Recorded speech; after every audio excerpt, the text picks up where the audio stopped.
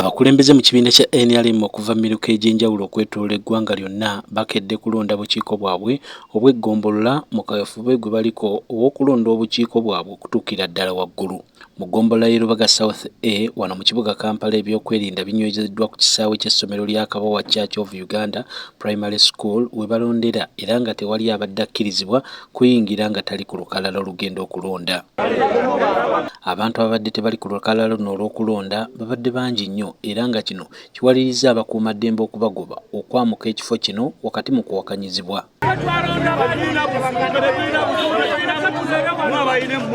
Ng'okulonda kugenda mu maaso wabaddewo ekibinja ky'abavubuka babadde baagala okuyingira mu kisaawe ku kifuba era ng'abakuumaddembe bano tebabaganyizza ne batandika okukuba amasasi mu bbanga ssaako omukka ogubalagala era nga waliwo n'abakwatiddwa.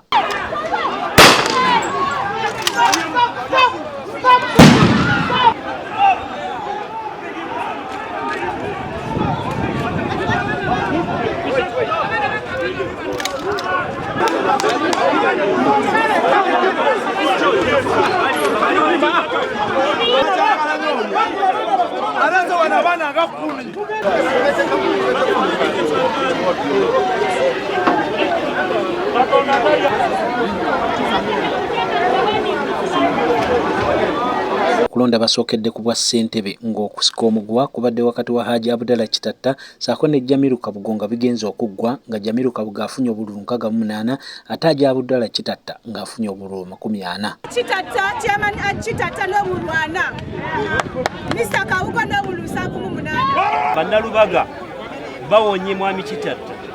Mwami Kitatta abadde afuuse ekizibu mu NRM. NRM eriwo okugatta abadde ayawula bwawuzi. Leero Kitatta tumukubye abantu bamanye tukyakuba.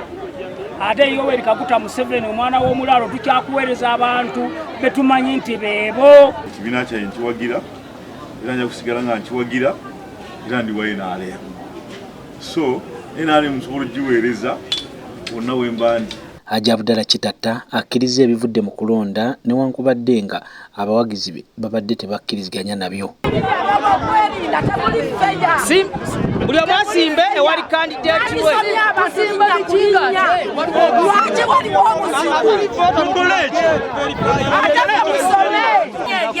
Tuli bamativu na kulonda kuno bandizemu ne batusoma ne tudda waggulu abantu buli gwe basoma mulonzi nga kawansi mukomera saanya ebintu byakusika mu ggwa era kyobula abantu badde basiba mativu bagambye abantu mwenna tinedda ebintu by'obululu biveemu temugenda mu maaso nakayana kubanga ffenna tuli b'NRM.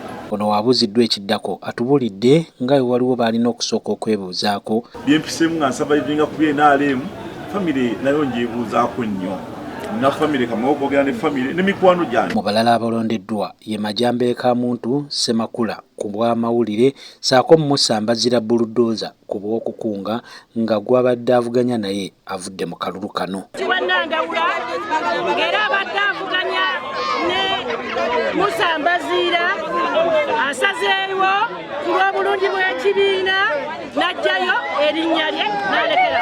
Emyaka 2 mingi omuntu ali mu bukulembeze abamu n'ebifo byafuuka amannya gaabwe naye olwaleero olw'okuba waliwo nabo ababakiririzaamu kuba balina be basaavinze tulowooza nti bwe buvuyo obwo naye bubadde butono tebubadde bungi. Naye nebaza Katonda tuwangudde n'obululu bungi nnyo era tuyiseewo bulungi nnyo abamwe obulwadde bulinnye waliwo kubangambye nti banoonya ambulance mutwala mu ddwaliro. Ate okulonda mu tawuni kanso y'Ekyengera nako kubadde kwa bbugumu nga ssentebe wa disitulikiti eno Haji Abdu Kiyimba awangulidde waggulu obwa ssaabawandiisi bw'ekibiina.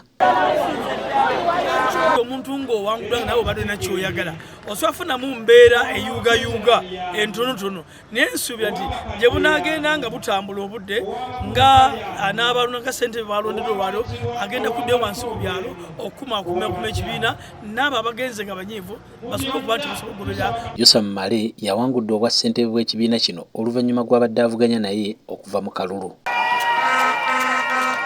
Kalulu kano kankunyizza nnyo ate ntandike okunoonya akalulu akanyongerayo.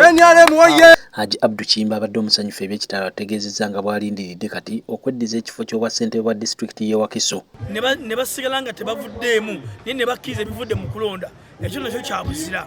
abono buli omu mwebaza njaga kusaba enkola eno mu kibiina kyemmanyi kati ekibiina kigenda kuba n'ebbugumu ly'amaanyi nnyo. Akalulu akaddako mu kibiina kino kakulonda bukiiko bwa disitulikiti ez'enjawulo nga kakubaawo sabbiiti ejjanga ennaku z'omwezi 23 omwezi guno. Mu Kibijja Miru Kyabasinga, Delta TV Amasukkulumu.